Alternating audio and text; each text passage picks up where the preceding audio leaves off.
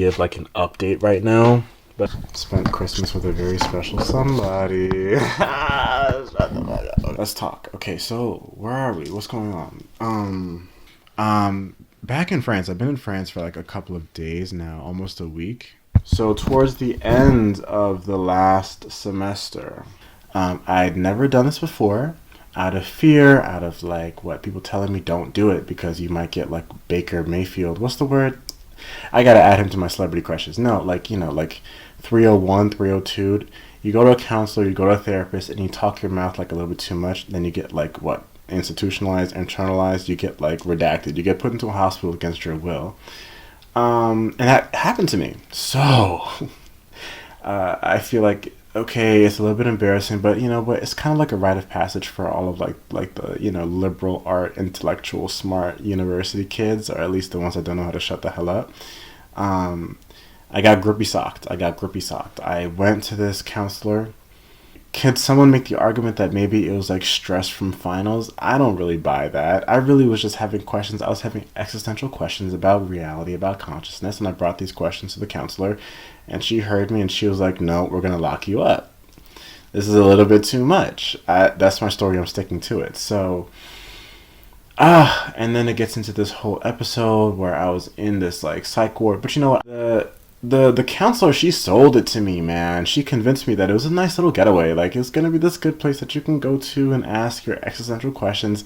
What was I expecting? I was expecting, like, I thought there would be people with, like, PhDs walking up and down the hallways. I was expecting libraries. I was expecting books. I was expecting something like that. Man, when I got to this place, this is not a funny story time. This is not the focus of the video, right?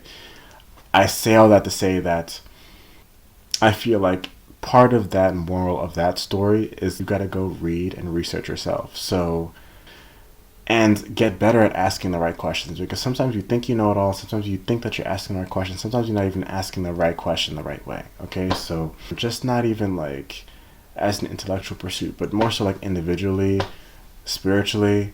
Like, what is reality? What is consciousness? What are we doing here? What was before birth? What is after death? Like, how do we know with certainty that other people that you witness in your subjective human experience are real and also have a mind of their own behind their eyes? How do we ask these questions? How do we verify? Like, do we have to wait until some sci-fi future where we have like brain computer interfaces and we have hive minds, and only at that point can we know with certainty that other people think and have souls and all the rest of it? I don't really know. To whatever degree that we can pursue some of these questions and obtain answers over the course of this next semester, we're going to try to do that, right? So, existentialism, boom, put that on the back table, put that on the back burner. It's exciting to set goals and to make progress towards them. As far as the tutoring is concerned, okay, so what was super effective with the tutoring? The Russian guy, really cool guy, really sweet guy. He's a really good teacher. And we were going back to back.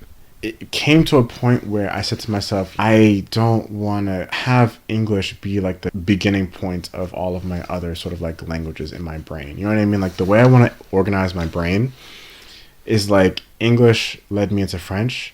And then from French, I want to learn Russian. And from Russian, I want to learn Portuguese. Because I want to distance myself from English ways of thinking and English ways of being.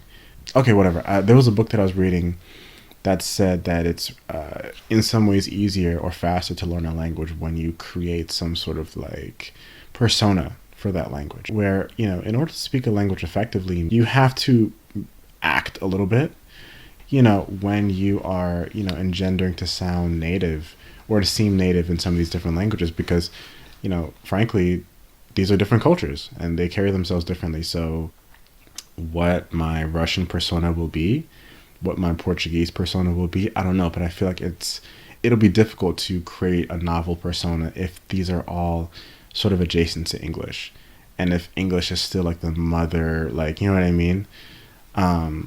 So yeah. So I say all that to say I've already found a Russian tutor who speaks French. So then what? It was a Christmas miracle. It was a really good vacation. What is new? Okay, well, hey man, we're back in school, and past semester is done. You know how they say like as you get older, time seems to like go by faster. That semester was nothing. Now I have an idea of like what a semester feels like again. Oh, we're gonna go balls to the walls and just really push it. I feel like we were doing the 100 push-ups every day, and the 50 dips and the 50 pull-ups and the 50 squats. That's literally nothing. So we're gonna maybe double, triple that. And we were doing the mile run every single day. That was really good on my like everything, blood pressure, sense of self-worth, all that, like self-esteem, all of that, like sort of sadly, unfortunately true that you have to take care of your body to take care of your mental health. Yeah, I noticed that. And you do see results as well. I feel like I've probably deflated a little bit because over this past vacation, I haven't done anything. Like I've just been taking a break. But no, so we're gonna get back to it. Let's do like let's say 150 push-ups, maybe 200. That's not hard. Let's do like 2 mile run every day. That's not hard.